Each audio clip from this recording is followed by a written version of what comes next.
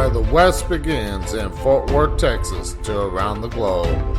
You are listening to Talk in the Night. And now, your host, Paranormal Phil. Thank you and good evening, good morning, wherever you may be around the world, around the globe, or even in your own backyard. I am Paranormal Phil. And tonight we're going to start off the show a little bit different than what I normally do, because today is Memorial Day. Time to honor those that sacrificed everything for this country. And so we're going to start off with a moment of silence, and then we're going to play taps, then we'll get into the regular show. So we're going to start off with a moment of silence.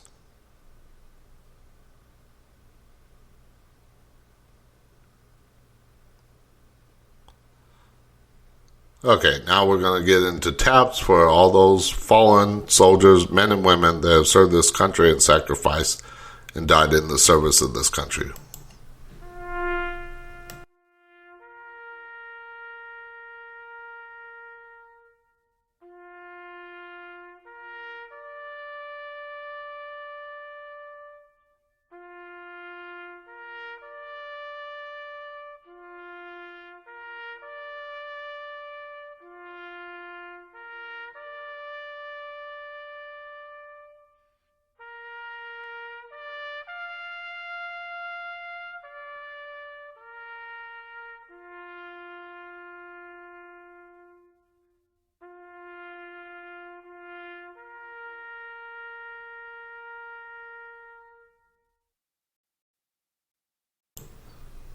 Okay, and that is tap. So let's get into the story of the day here, and then we'll get into my guests. So up on the Talk in the Night website, talkingthenight.com, under the story of the day, Memorial Day Perspective from Veterans.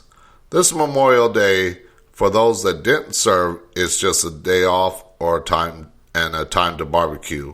But for veterans, it means more. This Memorial Day, veterans in Adams County, Wisconsin, reflect on the day and what it means to them. Those that were asked about the day say they were thinking about fallen brothers and sisters. Then there are others that said it is important to continue to pay respect and tribute to those that paid the ultimate sacrifice. We spent time in the military, and the people that didn't make it back, that's who we have to keep in our memory, and without that, they're forgotten, and it's not right that we forget those people, said Al Arnett, a Marine Corps veteran. Arnett said it is important to take time from cookouts and camping on Memorial Day to pause and reflect on those that have died for their country. Of course, you can read that story, the full story, up on the Talking Night website by clicking on the link under the story of the day. So let's get into a little bit about my guest before we bring him on here. Mike Buchanan, 35, was raised in Atlanta, Georgia, where he joined the Army in 2007 as a 19D Cavalry Scout. Over the course of his 7 years of the service, Michael deployed twice with the 10th Mountain Division, 3rd Squadron, 71st Cavalry Regiment in Afghanistan. After his first deployment, Mike started having issues at home and was trying to cope with PTSD. Following his second deployment, he decided to seek a higher level of treatment and was medically retired in 2014. Mike joined the VA following a separation from the Army, first as a peer support specialist, giving back to those that were dealing with similar issues. Recently, he transitioned to serve as the VA's first veteran outreach and community engagement specialist for the North Texas VA healthcare system. His new position is responsible for all the community outreach efforts conducted on behalf of the VA North Texas, and helping veterans navigate the red tape, enrolling in the VA healthcare system, and demystifying the VA's complex systems and misnomers. Mike also volunteers as a wounded warrior leader, warrior leader for the Wounded Warrior Project, which he has done for 8 years. He also hosts the show Charlie Mike Podcast. So please welcome to the show my guest, Mike Buchanan. Hey, everybody. And hey, thanks, Paranormal Phil. I really appreciate it. No worries. So tell the listeners, other than what I mentioned there, a little bit about yourself and the work with the VA. Yeah, so I'm an Army veteran, like it says. I tell you that I just really got into this business. I guess I got into this line of work with the VA because I had a platoon sergeant once in a blue moon that I was complaining to about things that were going on in the Army. And he asked me, he's like, well, what would you have to do to change this? And I said, well, I'd have to be in charge. And he said, well, how much would you have to be in charge? Well, I'd have to be like an E7. And he goes, well, what would you need to do to get to that? And so we went through this whole process, and basically what I got from it is, if you really want to change something, you have to be involved in it, right? And you have to get to the point to where you can have access to change things. And so that's kind of what I did when I exited the service. I wanted to go and work for the VA, and I kind of worked my way up to get my soapbox bigger and bigger to figure out how to change the way that the VA does things and the way that we treat veterans, and I guess the way that we interact with veterans too in the community. So now I do this community outreach, and we get to go and do events and get to represent the VA at different, different things that are going on in the community. And we just kind of get to demystify the VA a little bit. It's great. Yeah, because I've been dealing with the VA a long time. I mean, it took me 6 years just to get to where I am on my disability, just because of all the red tape that they have out there and constantly fighting them for more disability. Even though my back was getting worse, it started having other issues, and it's like, come on, help out the veterans that serve this country instead of the old saying, as you know, hurry up and wait. Yeah, absolutely. I mean, it's such a bureaucratic process because, honestly, it's just like the military, right? Like when you're in the military, there's so many people that kind of, I guess, do things that wouldn't necessarily be the right thing to do, and so we have to build rules upon rules upon rules, right? And so it's the same way. It's the same way that the VA is, because the VA operates as a government entity like the DoD does, and so that's what happens is that so many people have kind of come before us, and then they've had to build a rule on top of a rule on top of a rule, and then it just becomes so hard to navigate that process. So I totally understand the frustration. Oh yeah. Now, what all do you do with the VA as far as helping out the veterans? Yeah, so good question. So what we typically do, our team pretty much where we used to start to specialize when we first started, we started specializing in helping veterans understand the healthcare portion of the VA and how to access and get enrolled into that portion of their benefits. So most of the time when people think of the VA, they automatically go to the benefits portion of it. So either I'm getting paid disability or they think of GI Bill. And so the VA is so much more. And so what we do is we would go out there in the beginning and we would try to say, okay, here's how the VA is broken down. And so it's really important to understand how the VA is broken down, because I always tell people, because I want you to know who to be mad at. Right? Yeah. So the VA is kind of broken down into like the VHA, which is healthcare portion, and then you have the VBA, which is Veteran Benefits Administration, which is anything that's monetary value pretty much comes from the VBA. And then you have cemeteries. So all the national cemeteries are run by the VA as well. And so, yeah, I mean, we go out there, we talk to veterans, we help them understand that they have access to healthcare. Or let's say I meet a veteran and he's like, listen, I'm 40% service connected.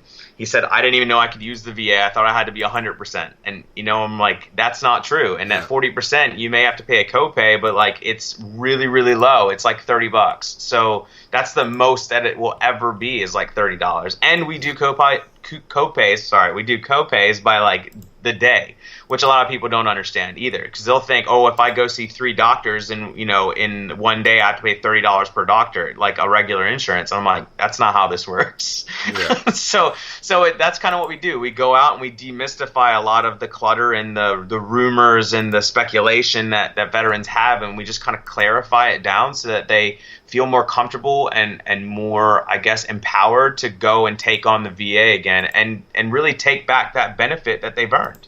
Yeah, because a lot of veterans, when they get out of the military service, they're not really told about anything, or at least when I was in. Of course, you served well after I did. I was in 95 to 98, so I was over there during Bosnia and the first Persian Gulf War.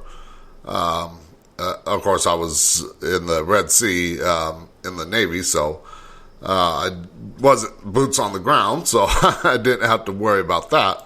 But there were different things there than there are nowadays. Yeah.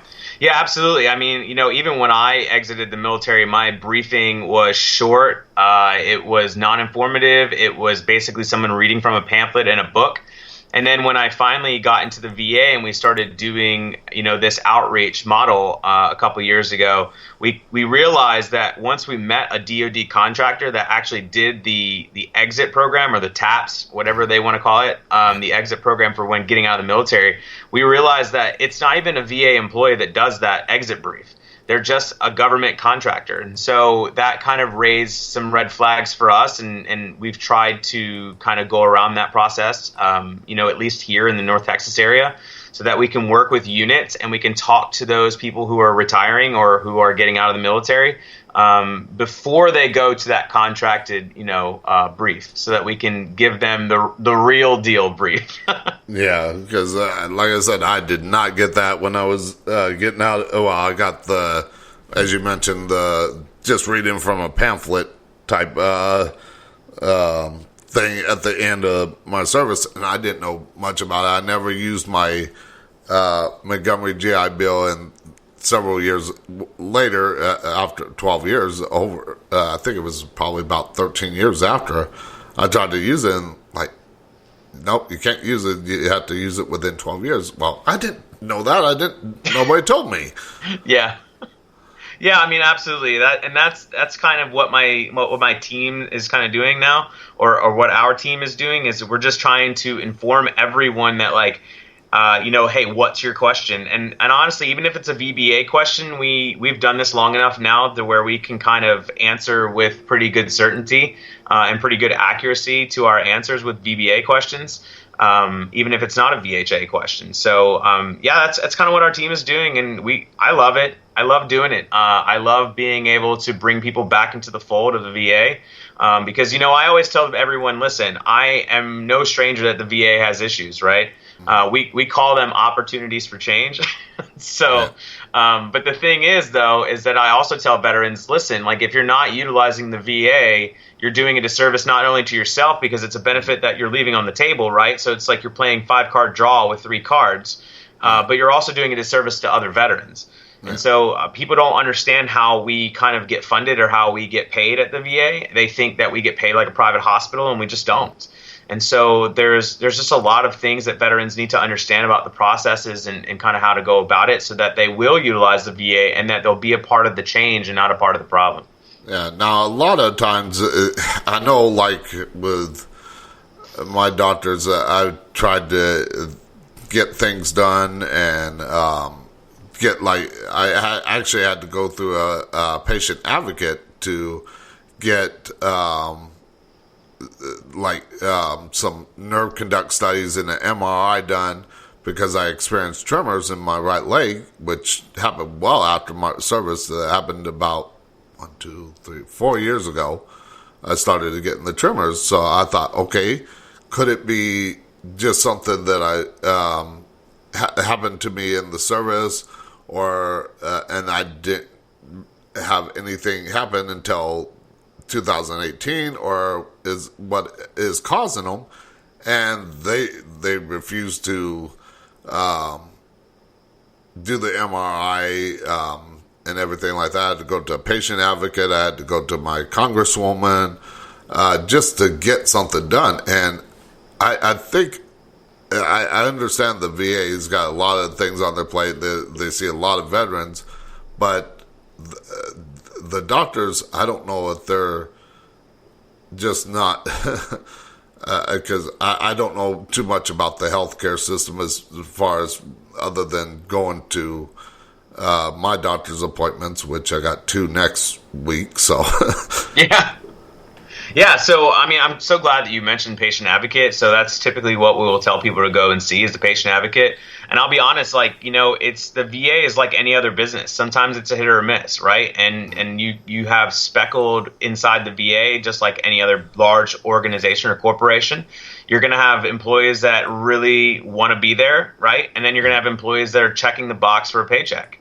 And so, the VA is no stranger to that as well. And it's just something that we kind of have to look for, and we have to do consistent paperwork on to try to phase those types of people that work at the VA out of the VA. Yeah. But like when you mention patient advocate, I'm so glad that you said it, because that's really where the documentation starts, and that's what it's all about in the government.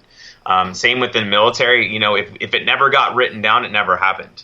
It's kind of the government's, rule on things. Yeah. And so that's why it's so important to really keep fighting and kind of go through the process and make sure that you're documenting every single thing. Like if you talk to a nurse and her name's Betty, like you need to remember Betty's name, right? So that you can get it properly documented. And then once we get enough documentation, we can start taking action on our end. But what typically happens is that the veterans get angry, they storm out, they never come back, the documentation never gets done, and then someone else experiences a problem, and the same thing happens over and over again, and that person gets away with acting a fool, basically, right? Yeah. Instead of it being documented, and then we can take action on that person. Yeah, because I know I've had some great doctors, I've had some horrible doctors. I've had one out, I was out in California up until 2018. And I would go to the Loma Linda healthcare system out there in Southern California. And I had one doctor out there that she worked with everything. She sat down with me. Is there anything else wrong? Is there, what are you dealing with? And then there's the people like, okay, well, here's your results. Bye. Yeah. I mean, it happens. It happens a lot, actually. I mean, it even happens with me. I use the same healthcare system that every other veteran does, and I use it. I mean, can I use TRICARE? I have TRICARE because I was medically retired, right? But I typically try to use VA as much as possible because I don't want to preach going to the VA and then not utilize the services, because I don't agree with that, right? I don't want to be a hypocrite. And so, I mean, I go through the same kind of troubles, but, I just know a little bit more of inside baseball when it comes to like how to navigate myself through the system. And, if I have a problem with a doctor, you can change doctors. We have a lot of them. Like it should be no surprise, but we do have a lot of them. You can kind of cycle through doctors until you find one that you feel like is really taking you seriously and really taking your issues to heart. Yeah. And I think that's another thing that a lot of veterans don't know that they could do. Of course, I never knew that. I would just deal with it and everything like that until I finally said, you know what, I'm not getting anywhere. Let me find the right doctor for me that is going to care for me, is going to get things done for my health and everything like that, because I'm not getting any younger. I'm no spring chicken. I got back issues, I got tremors, I got a whole host of things wrong. It happens with getting old. No, there is a lot that a lot of people don't know. And that leads me to my next question, what are some of the misnomers and myths about the VA that people hear? Yeah, great question. So some of the ones that people ask us the most are, listen, I tried to get enrolled in the VA and I went down there and they said I make too much money. We hear that nonstop, right? That's probably like the number one largest kind of myth or redirect that we hear all the time. And so I guess let's cover that first. So the whole I make too much money thing. Most VAs, especially large VAs, like let's take Dallas VA, for instance, right? The Dallas VA is the second largest or the first largest, depending on which demographic you're looking at on a chart. But let's just say we're the second largest VA in the entire country. We're a massive VA. And so the way that the VA works lost in that building. Yeah, right. Yeah, so we have priority groups inside the VA, and all that means is that we have to put people into these groupings for eligibility status purposes. And so it goes all the way to 8, and then there's like subgroups into priority group 8. So at like the South Dakota VA, okay, where they see maybe, let's say, 10,000 veterans a month or something like that, right? It's a low percentage of veterans that they see. They'll take everyone from priority group 1 to priority group 8G, right? At a larger VA like the one that we're at here in Dallas, we kind of stop at 6. And so 6 means that you have to be 0% service connected, or you have to make under a certain income threshold.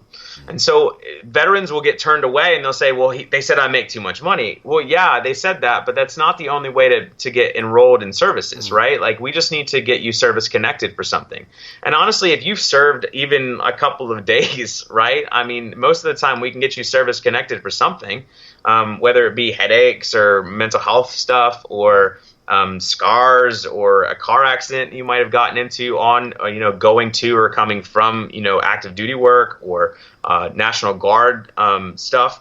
And so, like, there's all sorts of things. And so what we do is we drive people to the veteran service officers, and then we say, hey, go do a claim. That's Willy Wonka's golden ticket into into healthcare for us. Now, you mentioned veteran service officers. And actually, I think I met you at the resource fair at the Flight Museum. Yeah, I think you directed me to Melissa Castillo. I did. That was me, yeah. So, yeah, I mean, Melissa's great. She's one of many. Here in the state of Texas, we have a law that's actually in place here in the state that require any county that has over 150,000 people in that county is required by law to have a service officer on staff for the county. So that they can help any veteran who's looking at doing anything with their claims process or needs assistance understanding any kind of the VBA stuff, right? So GI Bill or, your benefits stuff or any kind of like a vocational training, those kinds of things. That's kind of what that VSO handles. Yeah, and of course, like me, I was doing a lot of it on my own, doing my own legwork. Up until then, I was constantly I was getting frustrated with the VA sending me to these evaluations, and they're saying, "Well, you still got range of movement on your back, even though my back gets worse and worse every year." And it's like, really? I mean, yes, I got the movement, but that doesn't stop the pain, and I'm just not. And I was like, I would stop the claim and everything like that, and not really talk to the veteran service officer, and then I would go back maybe a year later, and refile another claim, and somebody, I think it was Melissa, that told me. No, I take that back. It was somebody at the Fort Worth VSO that said, "Don't you get denied, don't just stop doing it and then come back later, a year later or whatever, and refile again, because you have to start the whole process over again. You have to go through all the hoops and the red tape." And they're like, file an appeal, and of course, I got an appeal going now that I've been waiting over 3 years to get taken care of, and still nothing. Yeah. I mean, and that's the true story of kind of how it goes sometimes with the appeals, especially. But yeah, the VSOs. I tell veterans to go to the VSO, to utilize the VSO. I always tell them this. Listen, I don't care if you imagine that you were a lawyer, right? And you got brought up on criminal charges, right? you could represent yourself. But would you really want to represent yourself in criminal court, especially if you're under criminal charges? Because the real matter of it is are you going to make sure that you check every box that you have to, cross every T, and dot every I the way that you're supposed to, just doing the documentation portion of your criminal stuff, right, of your trial? Because, like, if you don't do that, if you don't check a box right, like, you could be completely innocent and you're going to jail. Yeah. And so that's kind of how I explain VSOs, is like, let the VSO kind of represent you in this whole process, because they have done this day in and day out. They know how to word things. They know how to kind of, walk the walk and talk the talk of the VBA personnel. And they have kind of inside knowledge because they have friendships that they've made or contacts that they've made inside the VBA as raiders, and they'll know exactly what that raider is looking for. And so really they're there to help you do your best when it comes to getting that rating. Yeah. Now, what are some of the other, we talked about one myth and misnomer, what are some of the others that people have? So some of the others is that, I guess that the VA, a lot of people ask us, hey, is the VA an insurance policy? That's a lot of people. I don't know if you've ever heard that, but I haven't. Okay, so we get asked a lot of times, is the VA is a healthcare like policy, right? And I said no, it's not. Yeah. It's more of, I guess, to be honest and to be as transparent as possible, it's the first socialist healthcare experiment that the United States has ever had. And still ongoing, because that's pretty much what it is. It's not an insurance policy. It's more than that, right? It's an entire integrated healthcare system that we've built throughout the nation. It's insane how large and complex and integrated it is. So we get that a lot. We also get just a lot of veterans that just don't understand kind of how to, really the biggest thing is just they don't understand how to navigate things, right? And they hear, I don't know if you've ever heard the term barracks lawyer. That one I haven't heard either. Okay, all right. So it's been a while since I've been out and everything like that. So we used to have this saying in the Army where, like someone would get in trouble or be facing some sort of trouble, and let's say an Article 15 or whatever your administrative trouble was, and so we would have all these people that would be so knowledgeable, right? And they'd tell you exactly what to do and who to go talk to and, whatever, right? And you would take all their advice and it would do nothing to get you out of trouble or to make your situation any better. And so veterans tend to do that a lot. And so they tend to give out information that they've heard by second or third or fourth hand knowledge. And so sometimes the information is really good, and sometimes the information is not. It's a myth. It doesn't exist, right? And so they lead other veterans on wild goose chases, and then those veterans get angry, not at the veteran who gave them information, but they get angry at the system in general.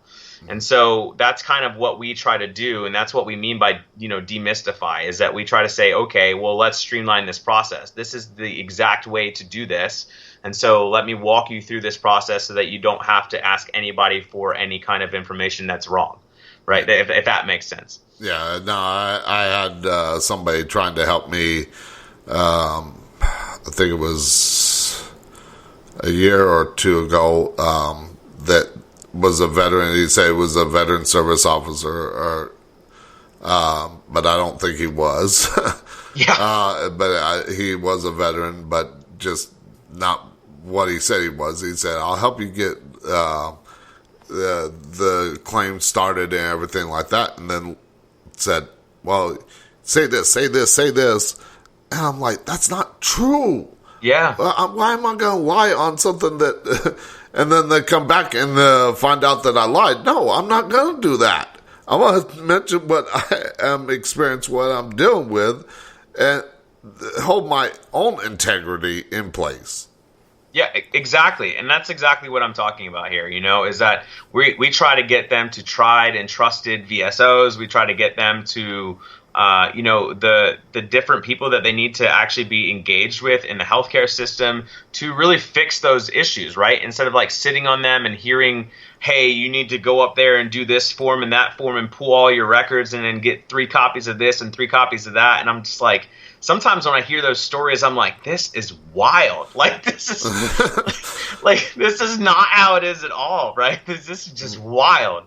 So yeah, I mean, that's kind of what our team specializes in, is that we help veterans get pointed in the right direction, and so that they don't have to take so much time trying to figure it all out on their own. Yeah. Well, I'm gonna go to a break here, but after that, I want to get into some other things, and hopefully some of the stuff that I'm going to ask you. I know you deal with the healthcare system, but there are some other things that you might know that I wouldn't know, and maybe some veterans listening to the show don't know.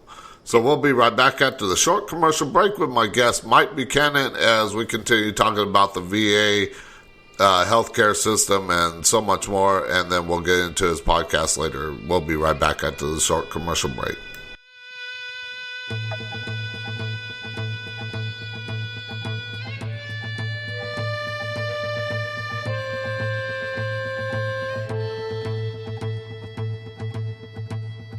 Well, I saw the towers fall while I was watching my TV. I cursed the bastards that done it. Joined up with the Marines. We killed more than a few. Some of them got away. We're still there more than 10 years later. Is it worth it? I can't say. But all things considered, when the day is done, well, I'm not laying in Section 60 down in Arlington.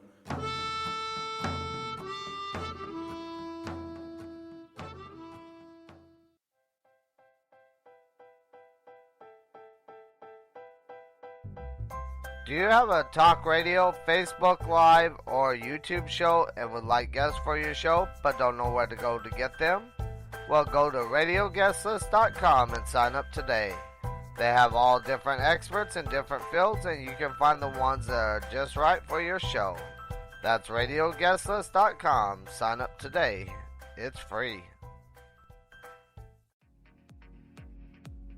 To advertise on Talk in the Night, send an email to talkinthe.night@outlook.com. Talk in the Night has plans to fit your budget. Get your product or business heard around the world by the Talk in the Night listening audience. Plans include 30-second spots and banner ads on the show's website and mentioned on the social media sites. So get your product or business heard around the world today.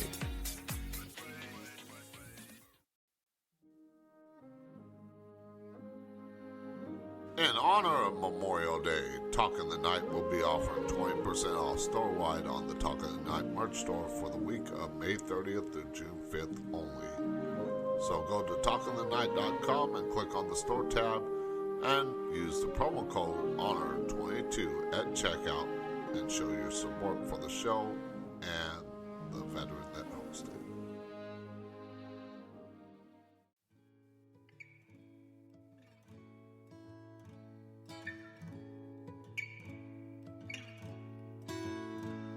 Stay a little while.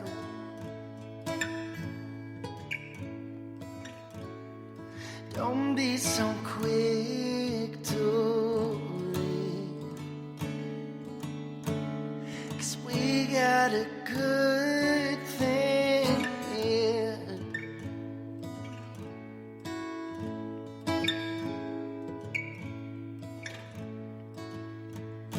Wine stains on your shirt, they can be cleaned. And now, back to Talk in the Night with your host, Paranormal Phil. Okay, and we are back with my guest, Mike Buchanan, as we talk about the VA healthcare system and so much more with the VA and the myths and misnomers and all that good stuff. So, before the break, we were talking about the myth and misnomers that are in the VA and people hear about it. But a lot of people have problems and they get angry with the government and the VA healthcare system because it takes so long to get things done. And why is it that the government and the VA mainly in Washington, not so much at the local level or even the state level, but more Washington. But why does it take them so long to get anything done for veterans? Yeah, it's a really good question. I will tell you that I guess let's start with an example of what is taking a long time, right? So things like Agent Orange took a long time, right? I mean, we can agree on that. Agent Orange took like 30-something years to eventually get service connected for Vietnam veterans. The reason why that takes so long is because when you start handing out things like monetary value or money attached to certain stuff, right, we have to be absolutely certain that there is correlation between certain things, right? And so I start with that as an example because that's just how the government works, right? The government can do bad all by itself is what I tell most people when I talk to them. And we don't need extra help. And on top of that, we have to be very careful on how we present things, how we I guess carry ourselves and how we conduct services. And that slows things down sometimes because if let's just say like a regular hospital. If a regular hospital had a doctor that accidentally killed someone, right? That hospital could technically hide it. They have enough money and they have enough power and influence throughout the community to be able to hide that doctor somewhere else and act like it never happened unless someone complained about it, right? The VA does not have that ability to do that.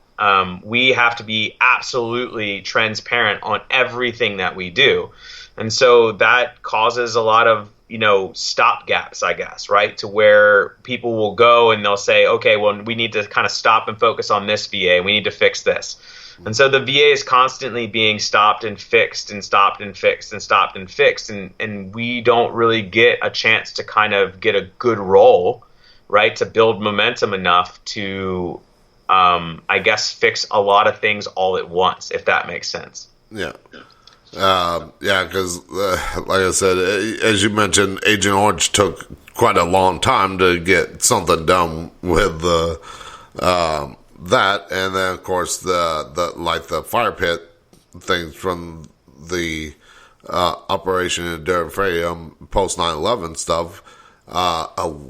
They're getting a little bit better with it as far as picking up the speed on getting things dealt with that than how long it took for Agent Orange and some other, and what was it? It's forget the blue. I think it's Blue Sea or something like that for the Navy. Blue Water Navy. Yeah, that took even longer to get done, but I think they're getting a little bit better on picking up the speed on it a little bit, but not too much. Yeah, I mean, you're right. I mean, think about it this way. Like, if you had to spin a couple plates, right? When you're spinning all of these plates, you have to make sure that your spin is almost perfect before you launch a new product, right? So before you take on a new plate, I guess, right? Like, you have to make sure that you can spin 2 plates before you spin 3, and 3 plates before you spin 4, and so on and so forth. And so that's kind of how the VA views things a lot of the time. And so when we go to try to service connect certain things like the burn pit, that's a big one right now, and I know that that's a big talking point. And I'm not from the VBA and I'm not from central office, so I can only speak to what, how it is at our level. But yeah, I mean, like the burn pit, we have to make sure that everything that people are saying should be service connected is actually correlating on a graph, medically and scientifically. Because let's just say this. Let's say that we were like, you know what? Yeah, sure, whatever. We're going to service connect this. And then somehow, 10 years later, we have better science to be able to do better study, and they realize that it has no correlation. Yeah. Like, then what do? Do we take back all the money that we gave people for years? Yeah. Or do we grandfather them in? Like, what do we? It puts us in a predicament, right? And so we have to really think about that, and we have to future plan, and we have to future plan what's best for the veteran in the long run, and that's not what's best. Like, imagine us taking away 10 years of pay that you got. Yeah. Like, that would be awful, and people would really hate us. Yeah, especially if they're like me, where you have to use a cane or a walker to get around, and you're not able to work and everything like that, and then you go back and like, what did I do now? Yeah, right? I mean, that would just be tragic, and it would be awful. And so, yeah, I mean, that's kind of why the VA really takes its time. They're slow, but they're methodical. And so they really take their time to make sure that when they make an ultimate decision, that decision sticks forever. Yeah, now, like, with me, when I was talking about my tremors and everything in my right leg, I was like, okay, what the heck's going on? When I first experienced I actually learned that something by going to a regular hospital, because I don't have a vehicle, so trying to get out to the Dallas VA at midnight, when you have to use public transport, it's not Los Angeles where they run transport 24 hours a day. So I was like, okay, I have to go to have somebody take me to Harris Methodist just to find out what was going on. Well, not so much with the tremors. I had the tremors, but I was having real bad back pain to where I could barely move. And, of course, I didn't want to call the ambulance and pay thousands of dollars for that, which I want to get into that issue. But I was like, let me go there, find out what the heck, maybe they can give me some medication to help me relieve some of the pain. Of course, it didn't really help me because I was taking adult strength medication when I was a kid, because my dad was in the military, in the Navy for 20 years. So I went to a military hospital as a kid. And of course, back then in the late 70s, early 80s, they just pretty much said, here. Yeah. Yeah, you're right. I mean, that's kind of how it is. That brings us back to something that we were kind of talking about in the beginning, and that you mentioned. It really comes back to like military mannerisms. Like a lot of veterans will sit there and say, "Well, the military, I didn't really have an option who my doctor was, and no one really cared, and I couldn't really change it." And like that's just not how the VA is, right? And I think that there's a lot of military mannerisms that veterans kind of get stuck on. And when they get out, they think that it's going to be the same way because they're dealing with the government, and it's just not the same way. So, like for instance, when I meet veterans who haven't gotten service connected yet, they'll say, "Well, I'm not that bad, and I, other people need it more than me." And so I call those veterans chow line theorists, right? So, I don't know, most people in the military will understand this, but, and even people that don't, they'll probably have heard of it. But when we eat in a chow line, when we get in a line to eat food, the lower enlisted, the workhorses of your unit, they eat first because they work the most. They burn the most calories, then they need to eat first. It's really about like survival, right? And so then your NCOs, your non-commissioned officers, your upper enlisted will eat next, and then your officers always eat last. And so when people get out of the service, they have this same mentality about the way that they do things. And then when it comes to being service connected or going to get service connected or going to use the VA for healthcare or whatever, they'll sit there and say, well, I'm not that bad. I don't need this service. Let someone else have it. But really, it's not a chow line. It's more like a public pool is what I explain to people. And so it's really kind of like you go to a public pool, it's super crowded, but you find that one corner that you can get in and go swimming. And so like that's the corner that you stick in. And so, yeah, I mean, but it does. It comes back to military mannerisms. And, we do things a little wonky in the military. And then when we get out, we still do things wonky. And yeah, I don't know. It's a thing. I know. And I was in the military, or at least when I went to boot camp up at Great Lakes in 95. I was, I forget, it's been so long, but I forget what it was called, but I was the head of the recruits. And, of course, I would eat fast and everything like that. And pretty much people, the way they had it set up is once that leader of the recruits was done, everybody else was done. And they had to push me to the back of the line. Like, no, you're getting back there. Yep. Yeah, it's that leadership role that get the workhorses fed first, and then go into the higher ups. Yeah, I mean, absolutely. And I know I always used to think that it was so dumb. And I was like, oh, you can just eat. It doesn't matter. There's plenty of food to go around. But when you finally get overseas, like we were in a certain situation in Afghanistan to where like we ran out of food. We legitimately ran out of food. Like there was no rations. There was no food to be had. We ran out of MREs. We couldn't go and get them. And so when that happened, I totally understood now why we train exactly like how we train. And so it kind of came in handy in that whole survival, needs first kind of thing. But yeah, it is a little wonky though. Yeah. Now, talking about disabilities, because I have a friend that I met in the Fort Worth homeless shelter, veterans homeless shelter, and everything like that. And he was during Vietnam, I believe. And he gets a 0% disability rating, but he's like you mentioned, I'll give it to somebody else that could use it. I'm good. Mm-hmm. And how do you help people that think with that mentality? Yeah, I mean, so it goes back to that chow line. I kind of explained to them, like, it's not like the well is going to go dry, right? And honestly, the well is only going to go dry for all of us as veterans if veterans discontinue using the VA.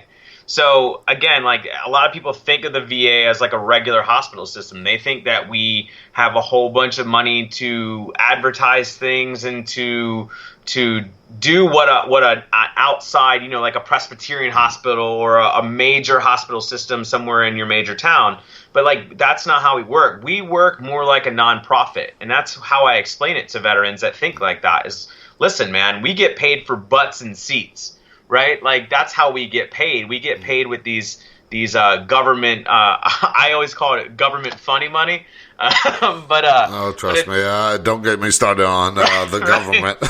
But like there's this whole calculation system of like, listen, if you're a veteran and you're this amount service connected and you have these particular problems, it makes you a certain type of veteran when you come and see us. And so we get paid like X amount of money per visit or per appointment or whatever that you come in for. And there's this whole massive calculation on how much money that we should get paid by the government per because of your visits. And so what happens is that when a veteran is like, listen, I'm 0% service connected, I'm not going to go use the VA, someone else can go use it that needs it more than me, then you literally just limited the services of that veteran who has no other option, who has no other choice, who has no other healthcare insurance, right? Who is in the homeless domiciliary, who has to utilize our services and our healthcare services. And so it limits our funding dramatically because of that. And so I always tell veterans, listen, if you don't need the VA, if you have your own insurance or, you really just are healthy, great. Come and see us once a year to stay current, right, with the VA, because after 2 years, we kind of put you in like a I don't know, kind of like a holding pattern, right? So like you'll have to re-enroll after 2 years of not using the VA. But anyway, so I tell people, listen, just stay current with the VA. Come and see us once a year, do a once a year physical appointment. And then if you ever do need us, we're here for you. Yeah, right. Of course, like me, when I was a little bit younger, even in my 40s, before the tremors started and everything like that, and my body started breaking down, I was in probably one of the best shapes of my life, even though I was a little chunky, but I could outrun people in their 20s.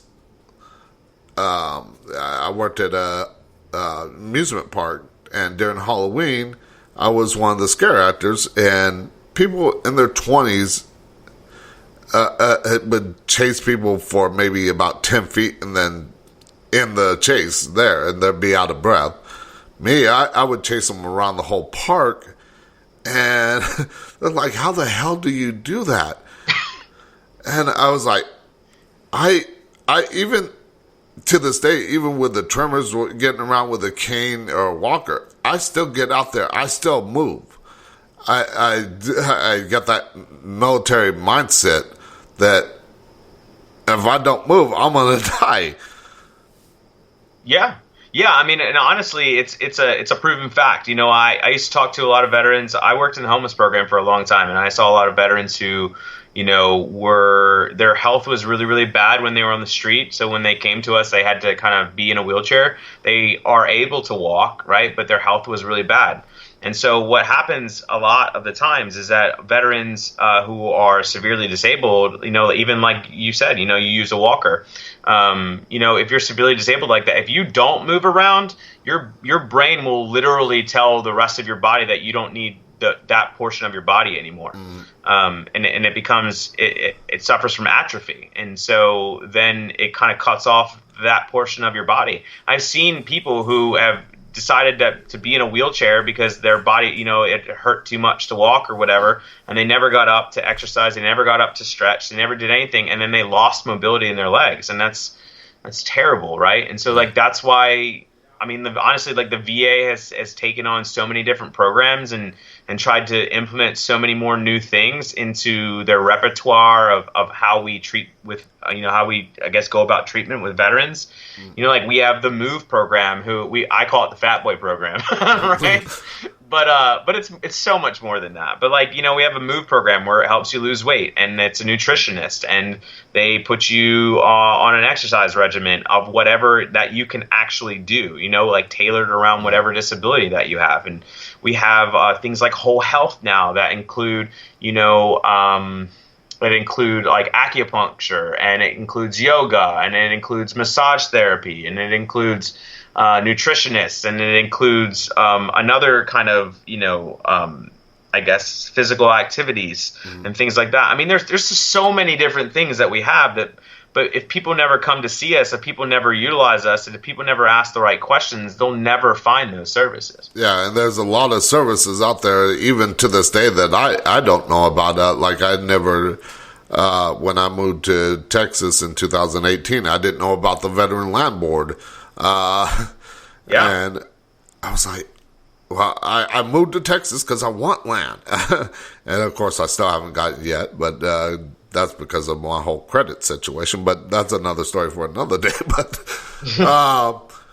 anyways, there are so many services out there, and I know you deal with just mainly the healthcare system, but I'm sure somebody like yourself or anybody else in the VA that works with the VA could point somebody in that direction to the services that they need.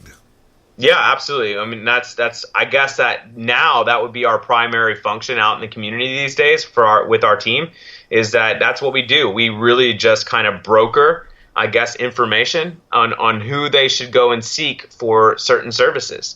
And then we try to, again, it's just all about navigating that person to someone that we know that we can trust, that's going to take care of them, and that's really going to be attentive with them, because it's not just about, the reputation of the VA. It's also, with our team, it's also about the reputation of us as veterans, right? We're out here, I'm putting Mike Buchanan's name out there, right?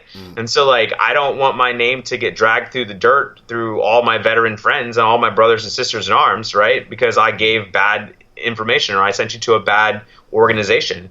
And so, yeah, but we have our kind of ear and our fingers on the pulse of the community and all the community services. And yeah, I mean, it's good. It's a double-edged sword, though. Yeah. but it is good. Yeah, like me, my dad, I think, my dad was during Korea, Vietnam.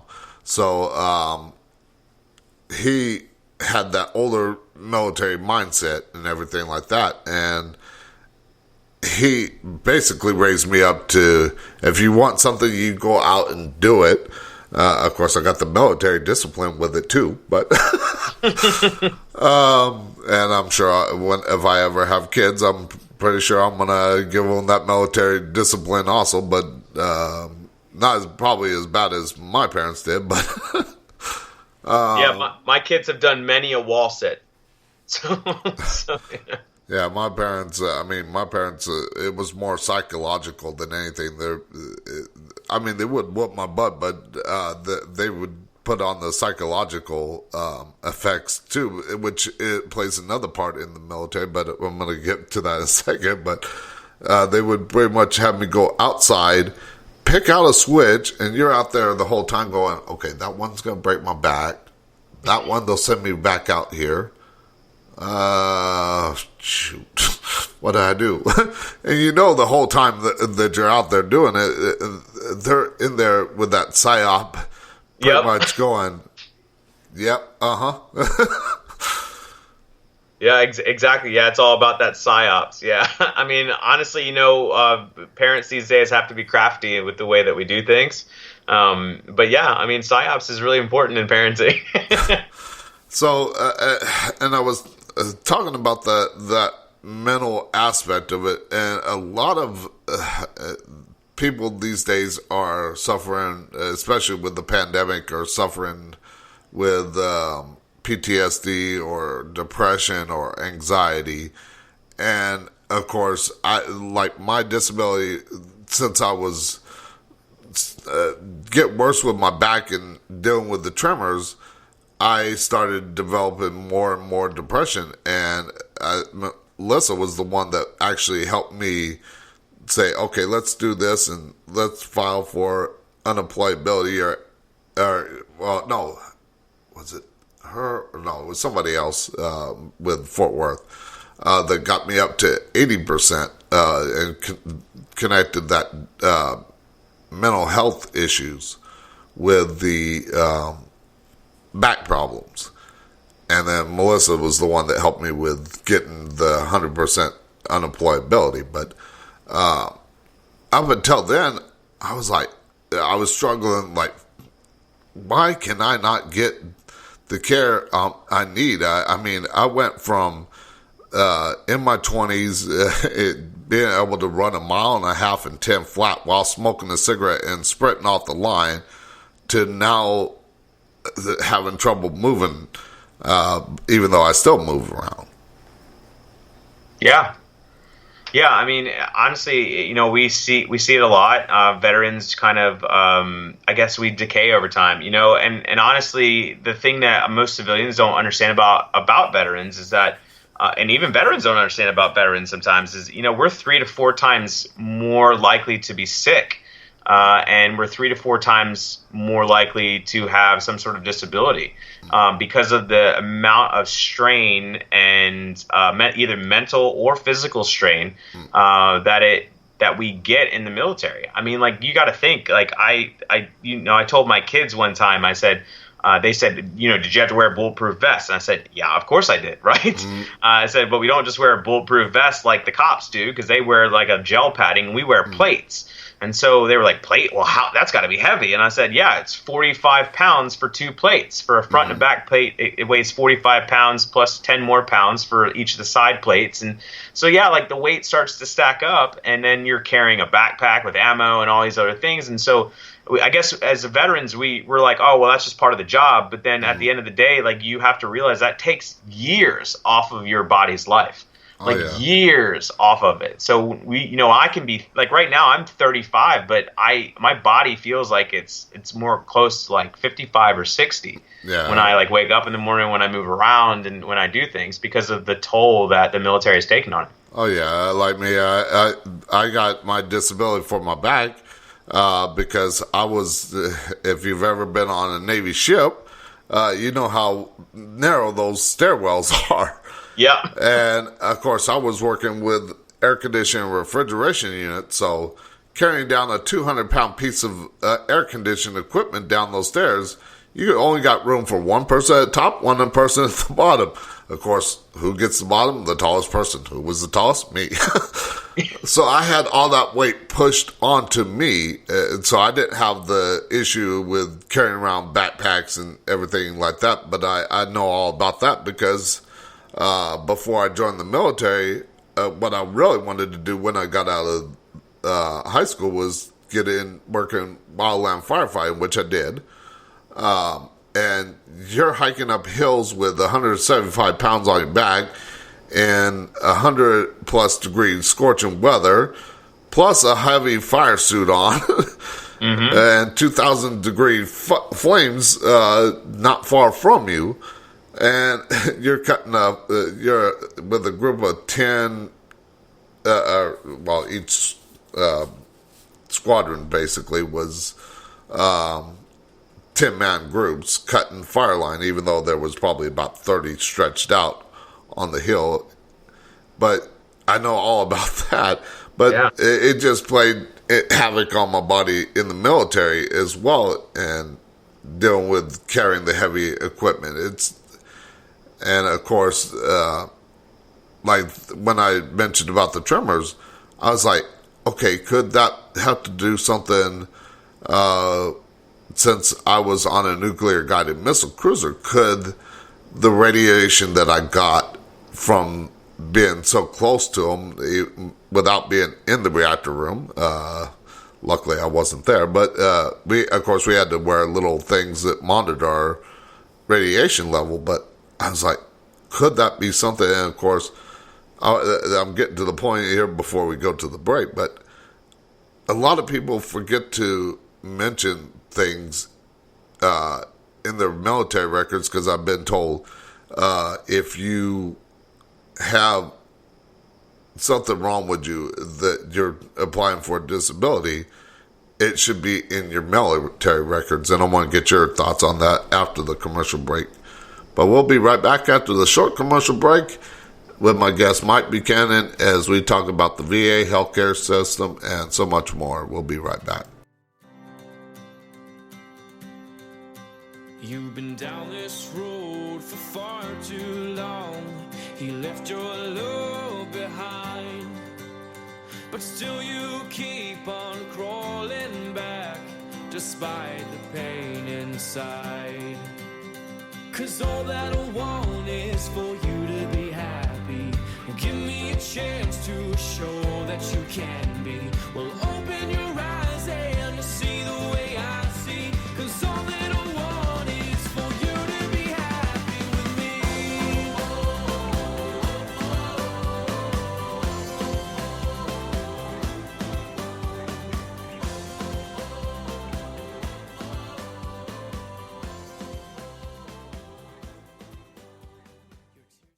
Designed specifically for paranormal investigators, Envoy presents entities with a simple and flexible way to communicate with us.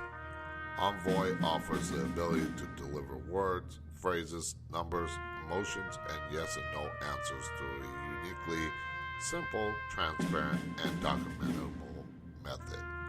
Click on the Go Stop banner ad on the Talking at Night website and pick up one this Memorial Day week. Go to spring.com and sign up to create your own design or choose from a design from one of the many creators on there. Spring has ways to integrate your store on social media, custom stores, and they have digital and physical products. While you're there, check out the Talk in the Night merch store. To get started with Spring today, click on the banner ad on the Talk in the Night website.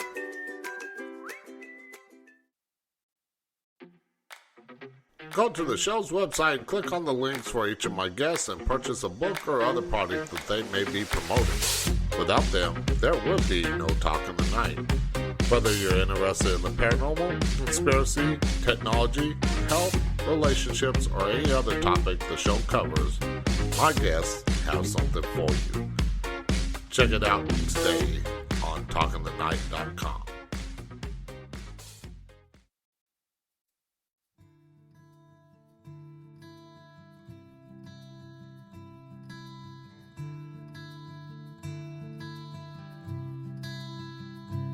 Feel the wind as it brushes right over my cheek. See the haze as it covers my eyes.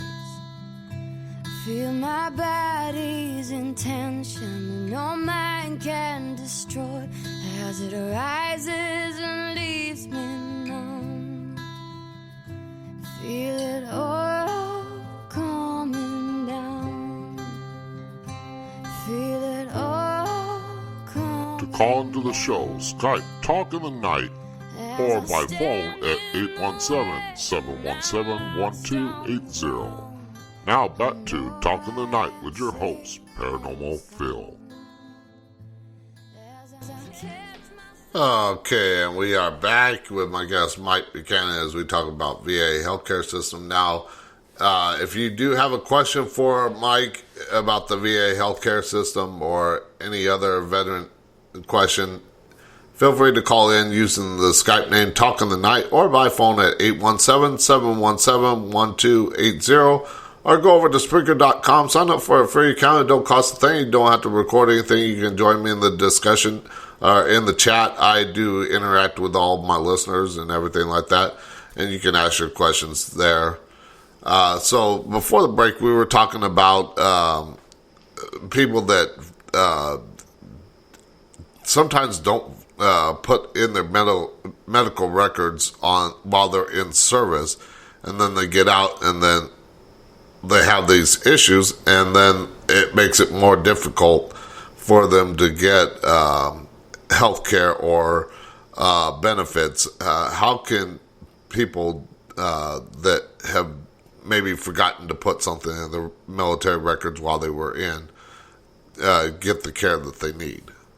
Yeah, so that's a great question. It happens a lot, especially, us military members. We don't like to say that we're sick.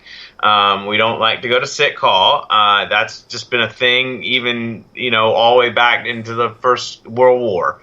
When people came back from World War II, they just came back and went straight back to work. They didn't talk about anything. They didn't do anything. They didn't go to sick call. They didn't complain about anything.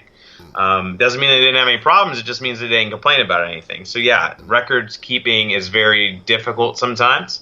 I will tell you this. I tell veterans all the time that it's the only reason that we try to say that you need to keep everything documented in the military service is because it makes the process 1,000 times easier to be able to connect the dots. I talked about correlation and how the VA kind of tries to do correlation at every kind of turn. Because we have to do things very methodically so that we don't screw up, right? Because we don't want to. We do enough of it, or other people do enough of it for us. It's if you don't have it documented of something, that doesn't necessarily mean that if you go and see a doctor for the problems and the issues that you're having, that later on that doctor can't see a correlation between what's happening with your body or what's happening with that particular injury and an injury that you say that you sustained during, your military service. For instance, no one saw me get PTSD, right? And so it's not necessarily documented in my records that that this person has PTSD or whatever. But what is documented is that the military documents every single firefight that ever happens. And so if I sit there and say I was in this unit on this night at this time or whatever on this date and time, and I experienced X, Y, and Z, the VA and the military are able to kind of work together and kind of sync the stories, right? And so there are ways that the VA is consistently trying to say yes to claims, not say no. And I know it seems that it's very the opposite direction, but it's really, really not. It's really not. The VA wants to say yes to as many veterans as possible because we want as many veterans utilizing healthcare and getting the care that they need and that they deserve and that they've earned. But it's hard to be able to connect those dots without without evidence. And so if you don't have it, just keep working with your doctors to try to get at least something documented, right? Just something, anything. Now, if let's use an example, me say, like I said, I actually starting to think that the tremors were possibly caused by a vaccine that I got, but I don't know. I don't know where they came from. Like I said, when I first went in for them, I was like, could it have been correlated with my time near the reactors? Because I can't get too much into it because I got a high security clearance still because of being on a nuclear guided missile cruiser. But the best way I can put it is they're like, well, you're only getting enough. Even the people that were working on the reactors, working in down in that engine room, they would tell them, well, you're only getting just about this amount of radiation that you would get from the sun. And it's like, okay, let's see. The sun's millions of miles away, and we're a lot closer to this reactor. Right. So how's that? But what I'm getting to is, how can we go back and maybe get records from our military service that show that we were this close to the reactor, and could that play a part? Yeah, so again, a good question. It's very hard to get specific documentation sometimes, especially from the military, because they don't document necessarily everything that happens, right? So trying to get documentation that says that you were X amount of feet from the reactor is kind of hard. But if you say that, like, hey, your job was to work in the reactor room or whatever, right, then obviously you're going to be exposed to that, right? It's kind of similar to someone says they worked on a flight line of an aircraft carrier, right? I mean, that is loud. Oh, yeah. I don't know if anyone's ever experienced a flight line before, but it is loud. I've never experienced that. The closest I came to is like helicopters land, because I was on the firefighting crew that had to be on standby every time we had a helicopter land. So right? it gets so, like, pretty loud from that. But like 3 times louder, right? Like that's what a jet is taking off. It's insane. So like I said, like if your job pertained to something, and then it comes back to correlation. I know I said it a lot, but it really does. It comes back to that whole correlation piece. Is there a way to correlate an injury that could have occurred, right? A presumptive injury that could have occurred because of the job position that you were in. And so, like for instance, I had a friend whose job was to guard nuclear warheads. That is a massive exposure, right? And it always consistently runs the risk of being exposed. So all that we can do as veterans is say, listen, this was my job. This is what I did. This is kind of what I feel like I could have been exposed to. And to make sure that we're participating in all of the things that the VA and that the government is putting forward when it comes to different documentation lists. For instance, I'm about to, I don't want to drop my podcast, but I'm about to talk to a person from the environmental registry lists. We have a whole bunch of different lists that we kind of keep, and then we can actually do checkups and services, and they run tests and all these different things on you to see like what state your body's in. Because if we do enough of those, right, let's say we did 100,000 veterans or we did 300,000 veterans, and amongst those 300,000 veterans, they're sharing similar problems that you share, being in a similar position that you were in the military. Then it starts to become more clear that we can start to correlate that data, right, and say, yeah, you know what? Maybe this guy is telling, maybe all of them are telling the truth. Maybe this is a thing. Does that make sense? Oh, yeah. Of course, like I mentioned with my back and the depression and everything like that, I tried to see if I qualified for PTSD, but they're like, no, you don't qualify for it, because I would go in, I was like, I'm feeling depressed and everything like that, and I was, there was a lot of hazing on my ship. Of course, back then, you got away with it a little more than you can these days. Yeah. Where you're getting thrown into steel doors and body slammed onto steel crates. But I was like, there was a lot of that going on. So I was like, could that be PTSD? They're like, well, do you have any, and get into mental health, do you have any thoughts of hurting yourself or killing yourself? I was like, no, I got too much to live for, even though every day I'm like, why?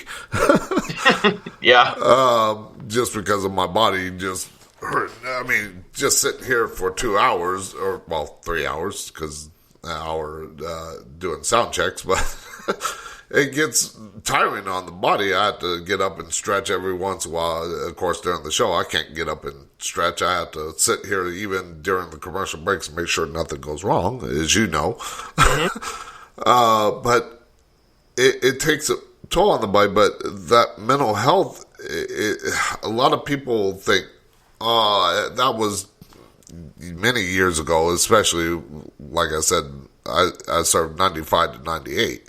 So I was like, a lot of people would be like, well, that was many years ago. That was nothing.